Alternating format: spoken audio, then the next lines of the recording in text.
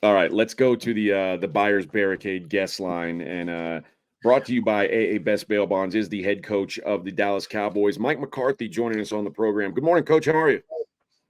I'm doing well. Good morning, gentlemen. Hey, Coach. Listen, long couple weeks, I'm sure. Not the way you want to head into the bye. At what point do you stop licking wounds and start looking forward to what's next during your bye weeks? Oh, I think you have to, jump right into it. I mean, I have a similar process that I've adhered to for years.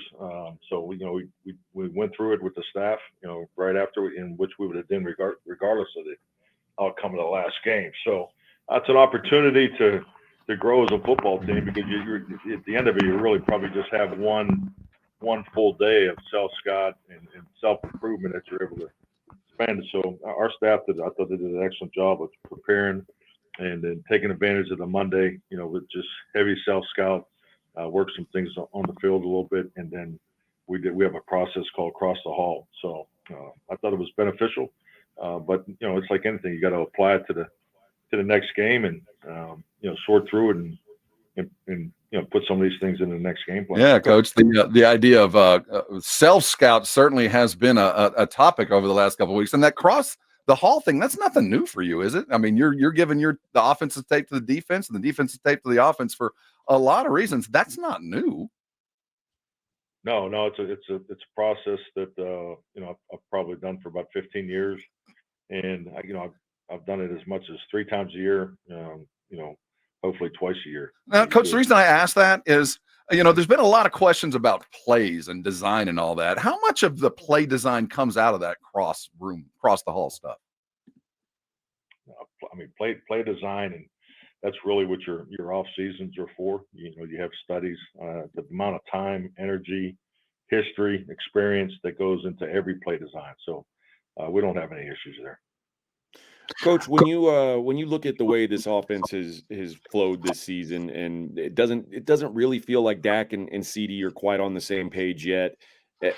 How much of that do you attribute to the preseason, and Dak not playing any preseason games, CD not being in camp, like their chemistry just not being what you would expect it to be at this point in the season?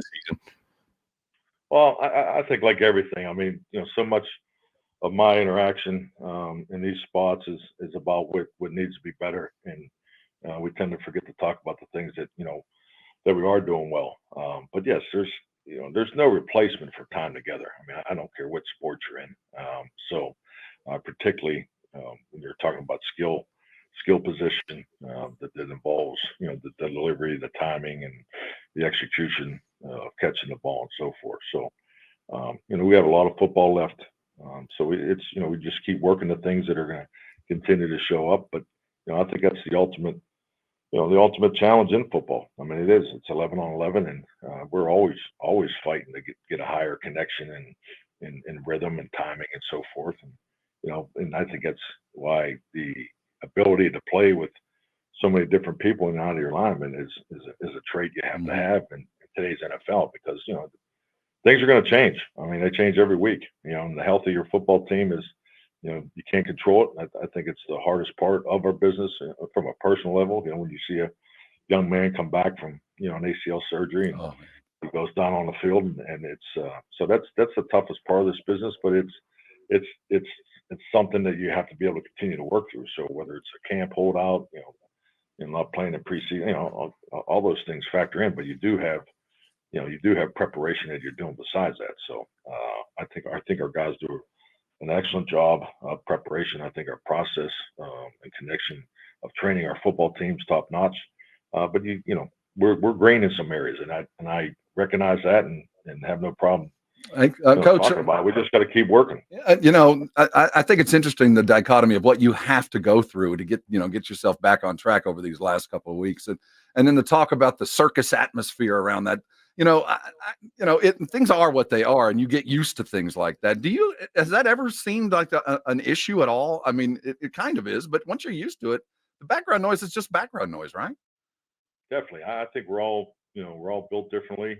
We're all have product of our backgrounds and experiences.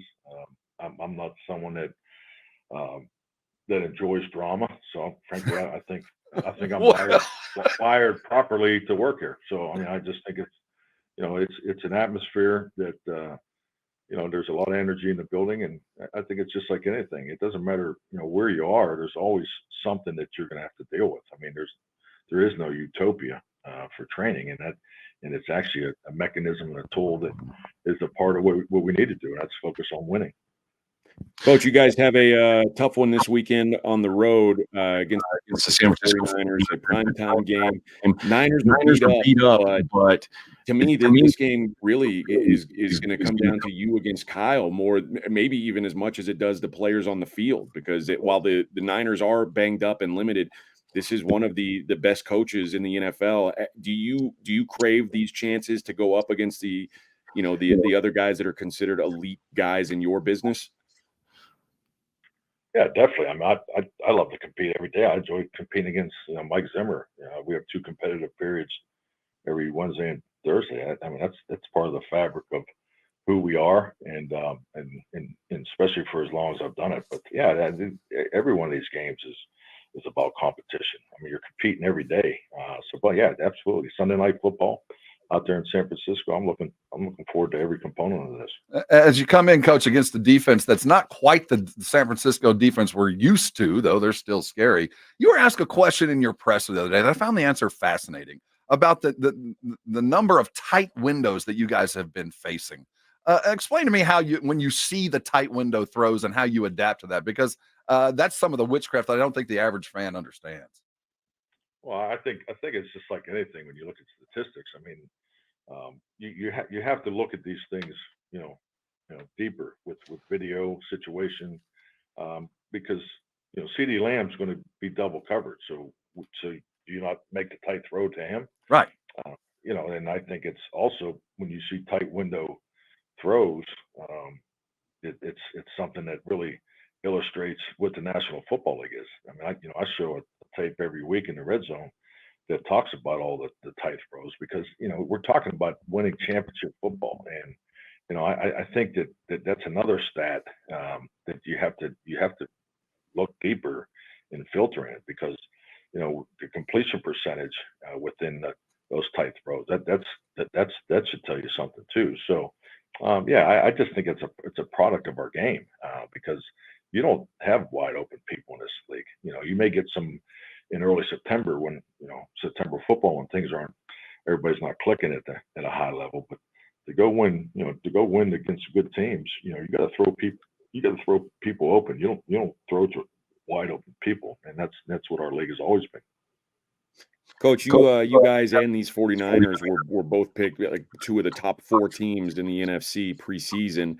Neither of you have started off the season the way you'd hope, but when you get these sort of wounded animal games, do you is that something that thrills you? Like the fact that, hey, this is almost like whoever loses this game, their backs are going to be really up against it. This is a serious game where there's no wiggle room for us to lose these kind of games. Does that make the game feel more intense for you? Yeah, I don't think like that. You said the word lose 4 times in your question. So, I mean, that's not in the thought process. It's week 7. I think it's important to, we understand, who we're getting ready to play, where we're playing them. They're going to be lined up. They're going to have 48 guys, just like we will. We'll have 49 with the third quarterback. But yeah, we just got to, we got to play well, and we got to play very well.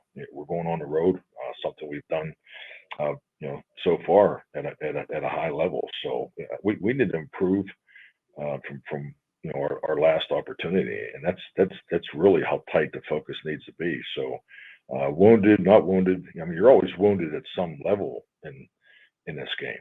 And injuries are part of it. We both have have lost some guys. So hopefully, I'm hoping these next 2 days bring some good news. We can get a guy or 2 back. That'd be nice. But at the end of the day, we need to go out and play, play the football that we're capable of playing, especially on the road. Speaking of a guy or 2 back, tell us the status of those guys. Yeah, who do you want to talk about? Well, how about Micah first and foremost? What do you need to see from him? Mike would have to practice on Saturday to play, and so far he hasn't practiced, so he's still working in the rehab group. Anybody else that we can count on? Any hope?